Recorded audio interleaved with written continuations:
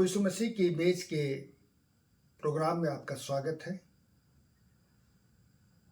इस मेज से महाउपवास काल के लिए जो 4 वचन दिया गया था, उसमें पहला वचन जो है हम लोग पाते हैं वह परीक्षा है। यीशु मसीह की परीक्षा, पहली परीक्षा के बारे में जो है पहला वचन है। उस वचन को हम लोग देखेंगे जो मत्ती उसका 4 अध्याय पद संख्या 3 और 4 में लिखा है। तब परखने वाले ने पास आकर उससे कहा, यदि तू परमेश्वर का पुत्र है तो कह दे कि ये पत्थर रोटियां बन जाए।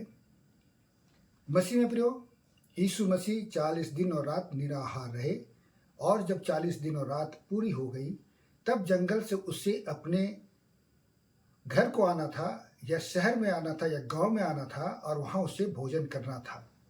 ऐसे समय में जब उसे भूख लगी तब शैतान उसके पास में आकर कहता है कि अभी आपको जो है यहाँ से अपने घर या शहर जाने में बहुत समय लगेगा, इसलिए जो है आप बहुत व्याकुल है, भूखे हैं, आप जो इन पत्थरों को आदेश दे दीजिए क्योंकि आप जो है परमेश्वर के बेटे हैं।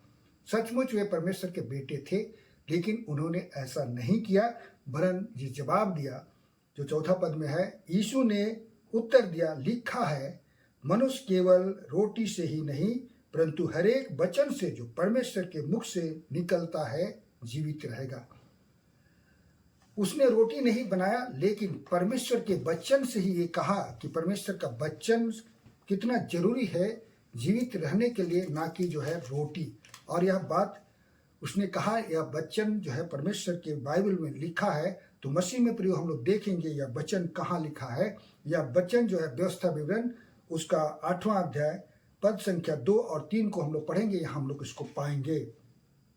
और स्मरण रख कि तेरा परमेश्वर यहोवा 39 वर्षों में तुझे सारे जंगल के मार्ग में इसलिए ले आया कि वह तुझे नम्र बनाए और तेरी परीक्षा करके यह जान ले कि तेरे मन में क्या है और कि तू उसकी आज्ञाओं का पालन करेगा या नहीं।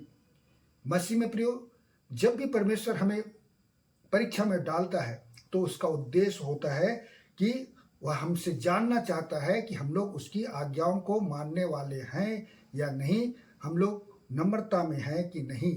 यही बात को जानने के लिए, यीशु मसीह में डालने के लिए जो है उसने उसे 40 दिन और रात निराहार रहने का जो है आदेश दिया और उसको जो है यीशु मसीह ने पूरा किया। कहने का मतलब है कि यीशु मसीह नम्र हैं और परमेश्वर के वचन को पूरा करने के लिए तैयार हैं। लेकिन जब शैतान उसे कहता है कि इन पत्थरों को रोटी बना दो और खा लो, तब जो वचन यीशु मसीह ने कहा वह 3 पद में पढ़ लो, उसको देखेंगे।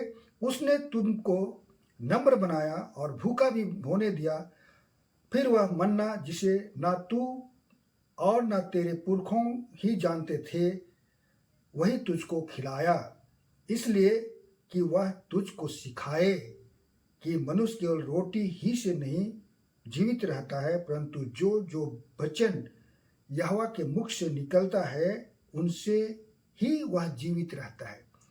मनुष्य को जीवित रहने के लिए केवल रोटी की जरूरत नहीं होती है, लेकिन जो है परमेश्वर का वचन से भी वह जीवित रहता है। इस बात को परमेश्वर उन्हें मन्ना खिलाकर के साबित किया और उन्हें सिखाया। और यही बात को यीशु मसीह जो है परमेश्वर की इस बात को जानता था कि मनुष्य केवल रोटी से ही नहीं वरन हर एक वचन से जो परमेश्वर के मुख से निकलता है जीवित रहेगा। इसीलिए जो है उसने रोटी नहीं बनाया और यह बात करके परमेश्वर जो है के वचन को पूरा किया और शैतान को हरा दिया। क्या हम लोग ऐसा कर सकते हैं? क्या हम लोग परमेश्वर पर पूरे भरोसा कर सकते हैं? निश्चय हम लोग कर सकते हैं या नहीं कर सकते हैं, लेकिन हमें परमेश्वर पर पूरी भरोसा करना है, उसकी आज्ञाओं का पालन करना है, उनकी आज्ञाओं को सुनना है, समझना है और उसके आधार पर अपने जीवन को नम्र होकर बिताना है।